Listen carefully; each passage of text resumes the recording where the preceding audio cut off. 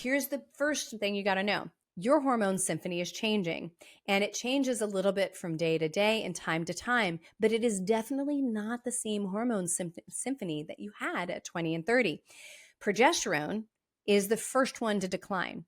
That is your calming hormone. It's your relaxing and sleep hormone. It's what controls body temperature to keep your core body temperature cooler so you can sleep through the night. So often you get insomnia where you wake up and stay up in the middle of the night.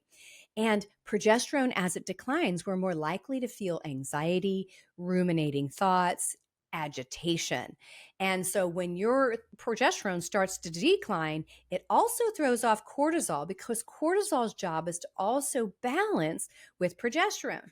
And when we have a declining level of progesterone, we have excessive cortisol relation to it too.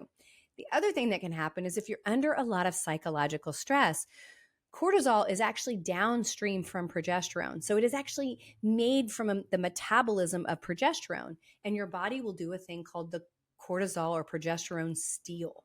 And it basically says, hey, I don't need to make progesterone. I'm stressed out. I'm going to make cortisol.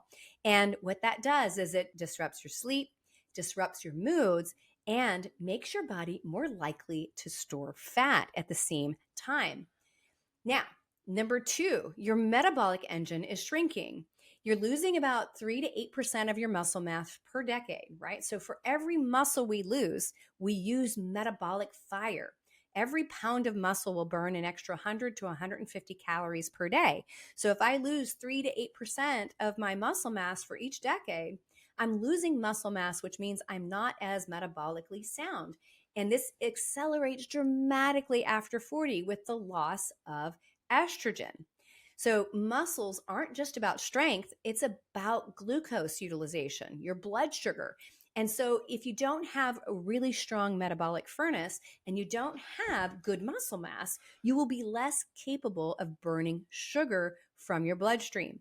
And that's your major area. So more muscle means more metabolic strength, better glucose control, and better glucose disposal. When you can't dispose of glucose, you store it. And that we don't want. Now, next one, number 3, your energy factories are aging, right? They're getting older. This is your mitochondria, your powerhouse. This is the powerhouse of the cell. When the powerhouse of the cell becomes less efficient, we get less efficient at producing energy. So how does that show up? We get brain fog, fatigue, decision fatigue. We get feeling heavy in our body, not having the energy to get up and do the things you need to do every day, lack of motivation. And when they become less efficient, this is why your sleep can often make you feel tired even though you slept. It's because you're not producing enough energy. And this makes your tasks that you normally could handle seem very, very overwhelming. So your mitochondrial powerhouse is running on empty. I like to say it's kind of like you're driving a 1987 Yugo instead of a brand new Lamborghini, right? So powerhouses are really important.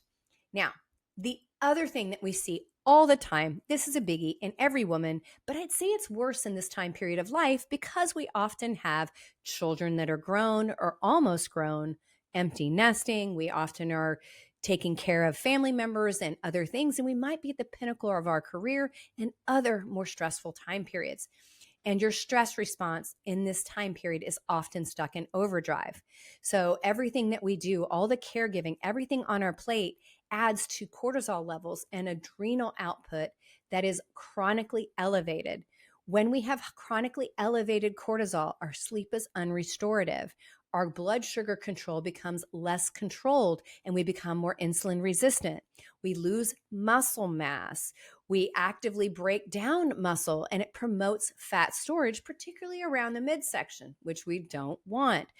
And we can even see things like hair loss and increase in edema or storage of water. So you'll see like your fingers being more swollen or swelling around the eyes.